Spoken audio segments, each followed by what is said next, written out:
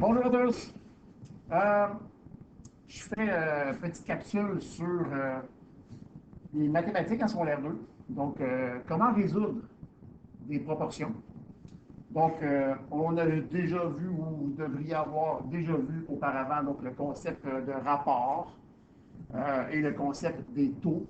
Donc, on se rappelle que les rapports, c'est une comparaison entre deux valeurs de nature qui sont identiques. Ça veut dire que je vais comparer, exemple, des kilogrammes avec des kilogrammes et je vais être capable de voir lequel est le plus grand, donc, et de combien. Et un taux, euh, c'est aussi une sorte de rapport, mais ça va comparer des unités de mesure ou des valeurs qui sont différentes. Donc, on connaît des taux les plus communs, donc on parle du salaire, donc le montant d'argent qu'on reçoit selon le nombre d'heures. Donc, on compare l'argent et le nombre d'heures. Donc, les valeurs, donc les natures sont de nature différente. Et lorsqu'on parle de proportion, ça veut dire qu'on va créer des rapports ou des taux qui sont équivalents, qui sont égaux. OK? Donc, ici, j'ai un exemple. Donc, je vais faire deux exemples avec vous. Lorsqu'on parle de résoudre donc, des petits problèmes donc, avec des proportions. Donc, premièrement, on dit que Ethan achète 3 chandails pour un total de 125 et 54. Et dans les exemples qu'on a, donc on fait en sorte que on n'a pas aucune taxe. Donc, on parlera des pourcentages un peu plus tard. Donc, Ethan en achète 3 pour un total de 125 et 54. Et combien il devra payer pour en acheter 5? Et là, je viens de voir, donc il y a juste une petite espace donc ici qui devrait y être. Donc, combien devrait-il en acheter? Comment devrait-il payer pour en acheter 5? Donc, si les chandails, on sous-entend qu'ils sont tous identiques et peut-être de couleurs différentes. OK? Donc, qu'est-ce qu'on fait comme calcul? Donc, on doit comparer donc, quels sont les deux sujets dont on parle. Donc, on parle donc du nombre de chandails et on parle aussi de l'argent. Donc, il a payé pour 3 chandails, il a payé 125 et 54.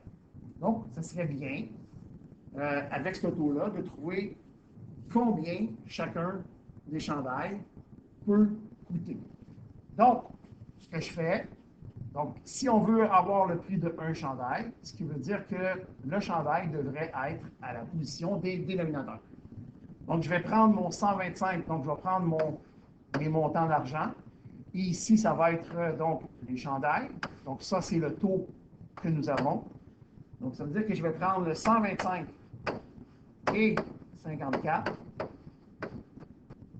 et je le divise par la quantité donc de chandails. Donc, 3 chandails. Ce qui fait que pour un donc, chandail, quel est le prix que je vais payer? Et en connaissant le prix pour un, si j'en achète 5, ben, je peux faire le calcul nécessaire. Donc, qu'est-ce qu'on fait donc pour trouver l'élément qu'on recherche? Mais pour passer de 3 chandails, en réalité, là, je veux juste rassurer tout le monde, c'est que ce qu'on est en train de faire, c'est qu'on est en train de créer, donc oui, une proportion, mais il faut faire un lien aussi avec les fractions équivalentes qu'on a vues précédemment. Donc, qu'est-ce que j'ai fait comme transformation pour passer de 3 à 1? Ça veut dire que je l'ai divisé par 3. Donc, ce que je fais au dénominateur, je devrais aussi le faire au numérateur pour conserver, donc, ma proportion. Donc, si je fais mon calcul et que je fais mon 125 et 54, donc 125 et 54, 125 E54 et que je le divise par 3, ça veut dire que chacun des chandails devrait me coûter 41 et 85. Donc, un chandail, 41 et 85. Si j'en achète 5, quel sera le prix à payer pour 5 chandails? Donc, là, si on veut trouver donc le prix donc pour 5, ben, qu'est-ce que je vais faire? Je vais prendre le prix de 1 unité. Donc, ça ici, ça représente donc mon prix donc, unitaire. Donc, je vais prendre mon prix unitaire, mon taux unitaire, donc qui est 41,85, et je le multiplie par 5.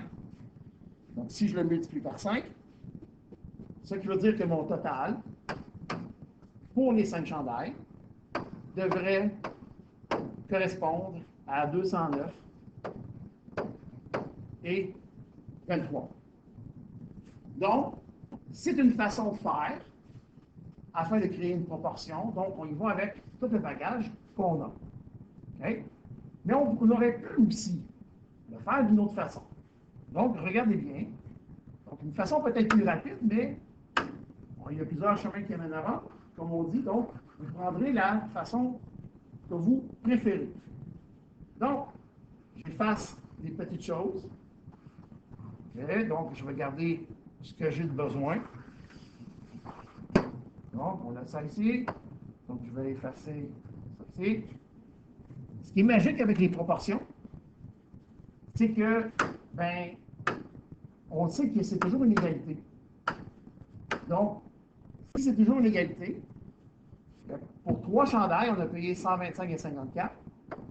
Combien je vais payer pour 5 chandails? Donc, quel est le prix que je vais payer pour 5 chandails? Je pourrais encore faire qu'est-ce que j'ai fait pour passer de 3 à 5, mais on pourrait faire aussi le produit des moyens égal au produit des extrêmes. En d'autres mots, on pourrait faire le produit croisé, donc notre multiplication en diagonale. Et ce qui veut dire que nos deux termes qu'on peut multiplier en diagonale, ce sont ceux-là. Donc là maintenant, le calcul que je ferai, afin de trouver le montant total, bien, je ferai 125 et 54, je le multiplie par 5, et la réponse que j'obtiens, je le divise par 3, donc l'autre terme que je n'ai pas utilisé. Et si vous faites ce calcul, bien, si vous faites 125, donc si vous faites 125 moins 54, vous multipliez par 5 et que vous divisez par 3, vous allez obtenir exactement la même réponse, donc soit 209 et 23. Donc, deux façons de faire, mais qui donnent la même chose. Mais on va faire un deuxième exemple. Donc, on va à la page suivante. Et là, quelque chose de semblable. OK? Donc, je vais juste prendre mon crayon habituel. On dit qu'Antoine prend 22 minutes pour lire 90 pages de son roman. Combien de temps prendra-t-il pour lire 400 pages? Vous voyez qu'on a deux informations. On parle deux fois du nombre de pages. Donc, ça, c'est une des unités. Et l'autre, qui est différente, on parle des minutes. Donc, on fait un tout en ce moment. Mais, on est en train de faire une proportion en sachant que ben, ça lui prend 22 minutes pour lire 90 pages. Comment ça va lui prendre de temps, comment ça va lui prendre de minutes pour en lire 400 pages. En sachant qu'il lit toujours à la même vitesse. Donc, si on lit à la même vitesse, c'est la raison pourquoi on peut faire une proportion. C'est une situation proportionnelle.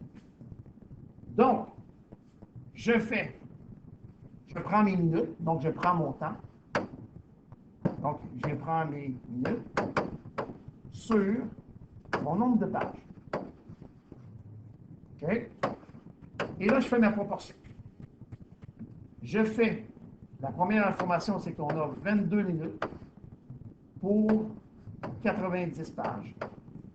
Ça va y prendre combien de temps pour en lire 400? Je pourrais travailler encore avec des proportions, okay? Ou avec des fractions équivalentes. Donc, il y a plusieurs façons avec lesquelles on peut le faire. Donc, je pourrais dire, bien, qu'est-ce que je fais à 90 pour me rendre jusqu'à 400? Donc, là, je ferais 400 divisé par 90. Donc, on serait capable de trouver le terme multiplicateur qui ferait qu'en haut, on le multiplierait aussi par cette même valeur. Donc, la façon la plus simple, donc la plus rapide, c'est d'utiliser ce qu'on vient de faire, donc avec notre produit croisé. Donc, si j'utilise encore mon produit croisé, bien, si je veux trouver le nombre de minutes nécessaires pour lire 400 pages, bien, je vais faire donc la multiplication donc, en diagonale. Donc, je vais faire 22, donc fois 400. Et la réponse obtenue, je la divise par le terme que je n'ai pas encore utilisé, donc 90. Donc, je pourrais simplifier des choses.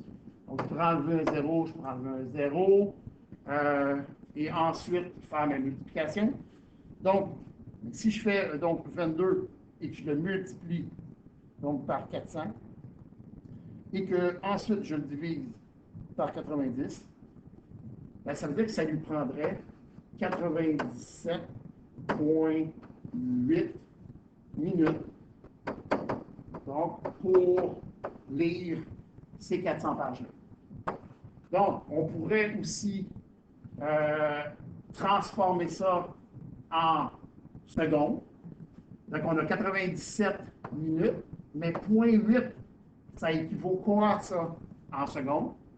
Donc, on pourrait le transformer, le 0,8. Donc, on sait que dans une minute, il y a 60 secondes. Mais dans une minute, il y a 60 secondes. Donc, dans 0,8, il devrait avoir moins que 60 secondes. Là, je pourrais faire donc le 0,8. Donc, je pourrais faire donc 0,8 donc fois 60. Et ça, ce résultat-là, donc, me donnerait 48 secondes. Ce qui veut dire que bien, pour lire 400 pages, ça me prendrait donc 97 minutes et 48 secondes.